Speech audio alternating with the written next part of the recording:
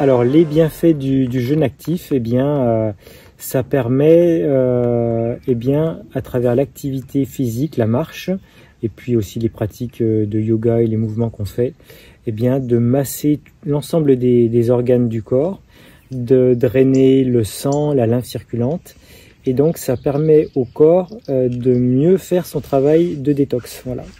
Parce que quand on est complètement immobile, potentiellement, ça peut arriver qu'il y ait des zones de stagnation qui vont poser problème parce que les toxines sont bloquées dans un coin et n'arrivent pas à sortir, créent des douleurs.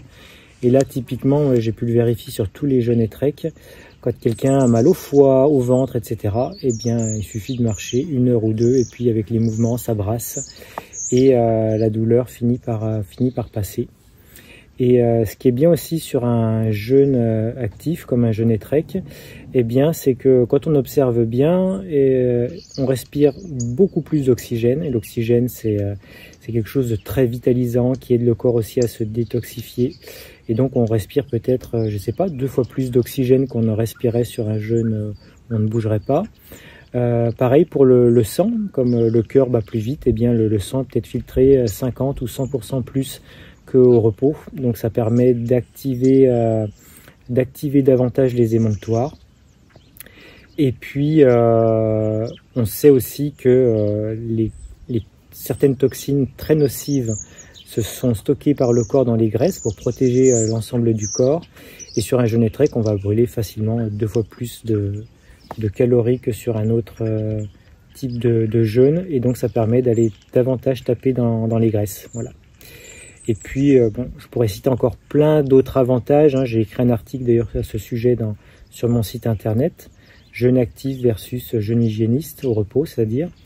Et puis, un autre avantage, c'est que, en fait, au niveau de la sécurité, eh bien, tant qu'on a de l'énergie pour marcher, c'est que la vitalité est là et c'est qu'on peut continuer le jeûne. Voilà. Alors que quand on commence, par exemple, d'être un poids trop faible ou qu'il y a un problème autre qui fait qu'il serait judicieux d'arrêter le jeûne, ça peut pas passer inaperçu sur un jeûne actif parce que on peut plus marcher, donc il faut arrêter et prendre la bonne décision directement. Voilà. Alors que sur un jeûne au repos, des fois, est-ce qu'il faut s'arrêter, est-ce qu'il faut pas s'arrêter? Des fois, on peut être très mal juste parce que justement, il y a ces toxines bloquées. Alors que là, tout est remis en circulation pendant le jeûne actif. Et en général, c'est des expériences agréables qui donnent envie d'être renouvelées.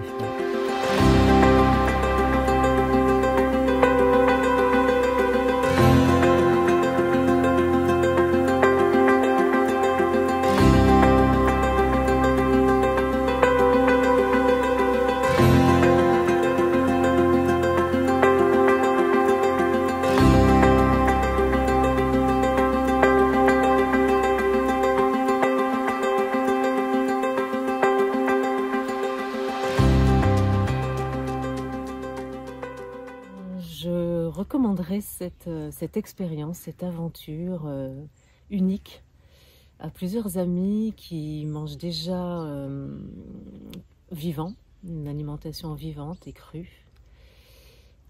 parce que je trouve que c'est vraiment une occasion incroyable de se connecter à son monde intérieur, à tous nos conditionnements, à toutes nos croyances limitantes, à toutes nos habitudes, et tout en étant dans un monde extérieur particulier. On est coupé du monde extérieur classique et on est vraiment reconnecté au monde de la nature pendant une semaine, et c'est vraiment une expérience extraordinaire.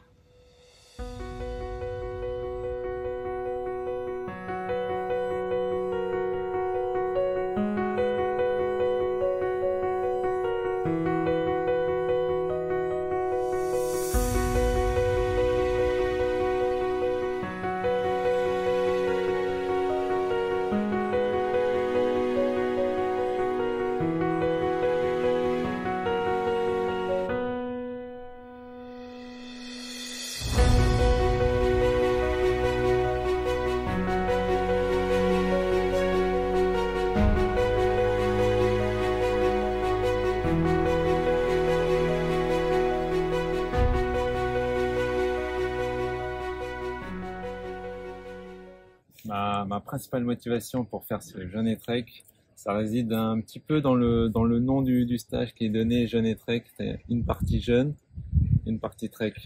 La partie jeûne, elle était très intéressante pour moi parce que je connais un petit peu, je me suis renseigné, j'ai déjà fait un jeûne auparavant et je voulais bénéficier des bienfaits de ce jeûne. Donc les purifications de toutes les toxines qu'on peut avoir dans le corps notamment. Voilà, ça c'était important, c'est une vraie expérience pour quelqu'un qui l'a jamais fait. Et il y a aussi la partie trek, la partie sportive qui était intéressante, savoir si on pouvait allier les deux, donc ne pas manger, mais en même temps faire de l'activité physique, pas intense, mais sur de l'endurance, de la longue durée, sur 7 jours, tout le temps marcher plus de 20 km avec du dénivelé généralement plus de 700, 800, 1000 mètres de dénivelé par jour. Et j'étais curieux de savoir si c'était possible, comment allait réagir le corps, et expérimenter ça sur mon propre corps, avoir ma propre expérience et voilà, connaître mieux mon corps.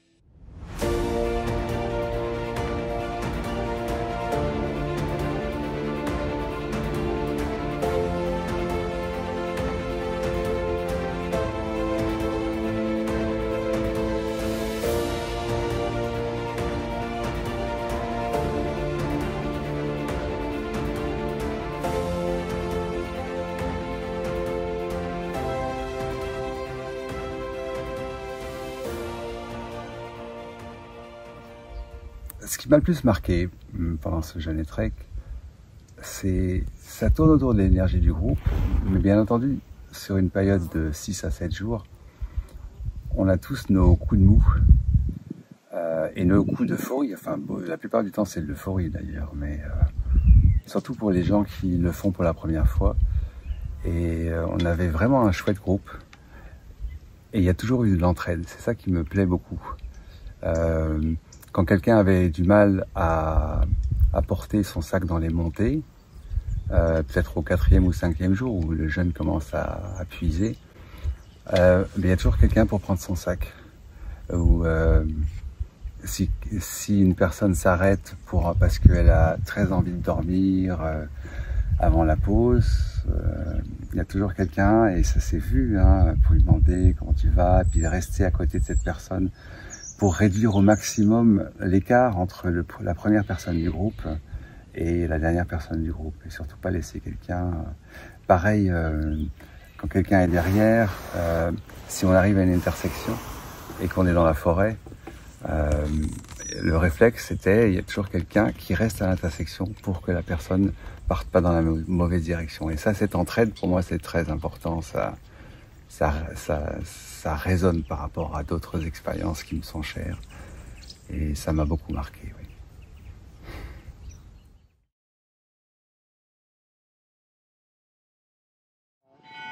C'est l'arrivée au sommet du mont Bugarache, c'était vraiment fou, j'étais très émue là, et puis je sentais que ça tournait quand même, parce qu'il y a quand même du vide pour moi, et puis il y a le brouillard qui bouge et tout, et d'avoir fait cette grimpée où il fallait quand même monter un peu à 4 pattes, enfin pour moi c'était la première fois que j'ai fait un truc comme ça, donc c'était waouh.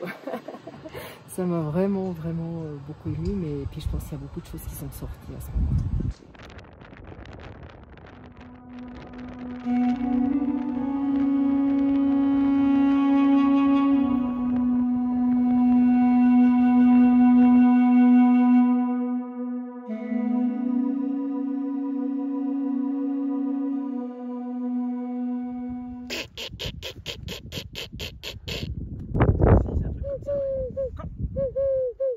Et maintenant la buse.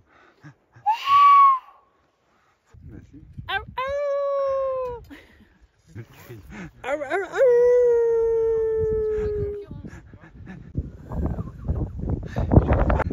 J'ai pas dit. Le chat? Non, le chat. Ouais, c'est pas grave. Je trouve affectueuse. Des criquets. Un criquet, c'est long comme ça.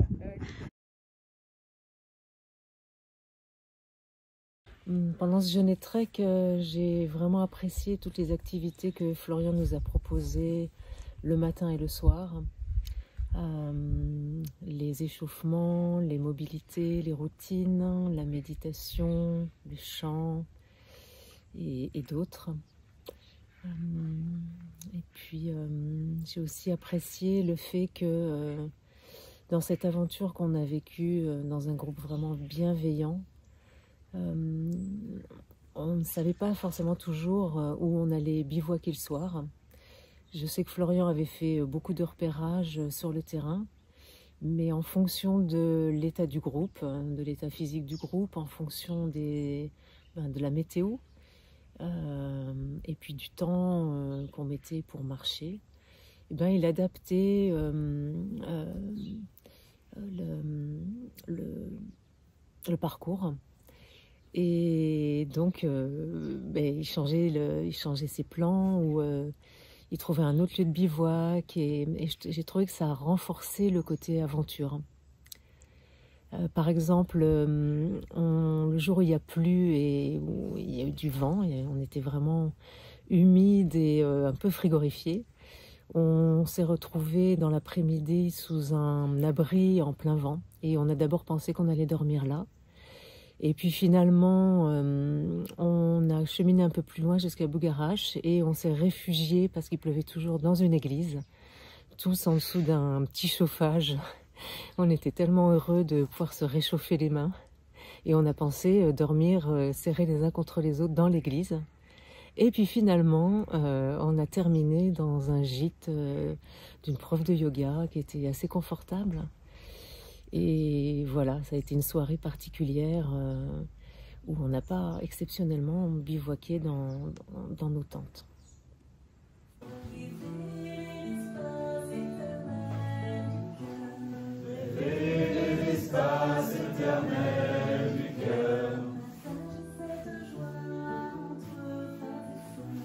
Partagez cette joie entre frères et sœurs.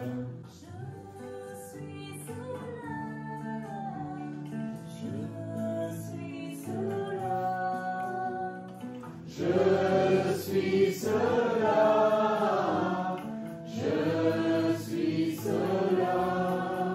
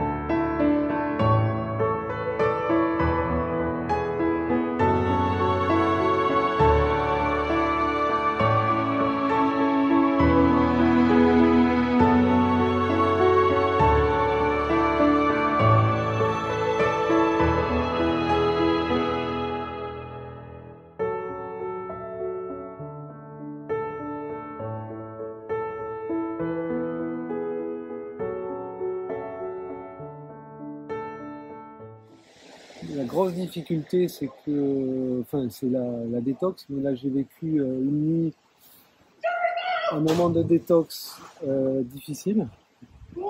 C'est-à-dire que je savais que au troisième jour, j'aurais un moment où il allait y avoir pas mal d'acide remis en circulation et que ça allait faire mal. Et pendant une nuit, en fait, j'arrivais pas à dormir et ça a été très compliqué. Et du coup, Florian et le groupe a pu m'aider à passer ce moment super hard. Et la deuxième difficulté, c'était la fatigue. Là, sur le 5e jour, là, même le 2e, je sais plus. Le manque d'énergie, le matin, c'est compliqué. J'arrive pas à me réveiller, j'arrive pas à me réchauffer. Et heureusement qu'il y a le groupe aussi et la marche pour. Mais il y a des moments où on est un peu à bout. Ouais.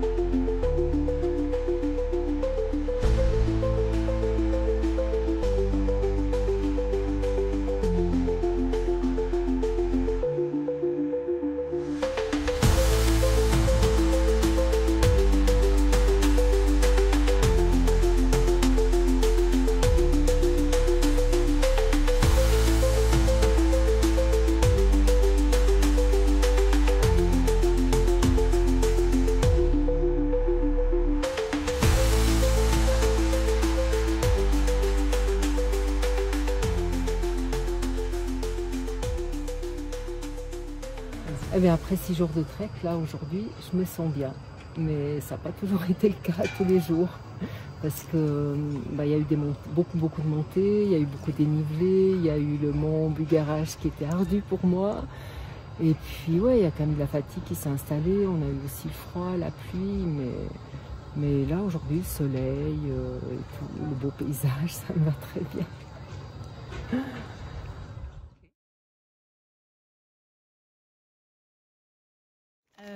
Du coup, à la suite de cette expérience, les objectifs que je me suis fixés, que j'aimerais bien tenir, ce serait de, avant tout, de garder cette connexion avec la nature plus souvent, notamment avec les super chaussures, avec les sandales, de voir mon alimentation différemment et tous ces principes d'hygiénisme à appliquer de manière plus régulière. Et puis finalement, à garder cette connexion,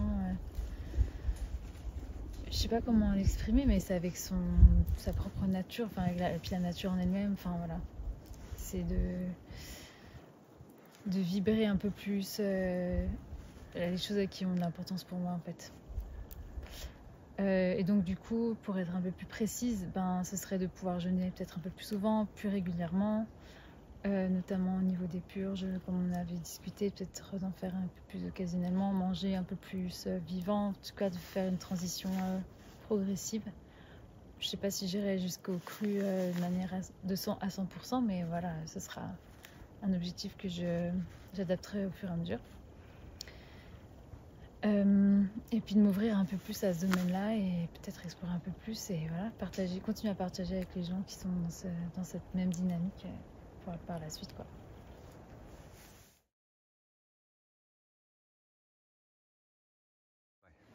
Moi, je recommanderais vraiment cette expérience parce que c'est une expérience qui, pour aujourd'hui, pour moi, est unique.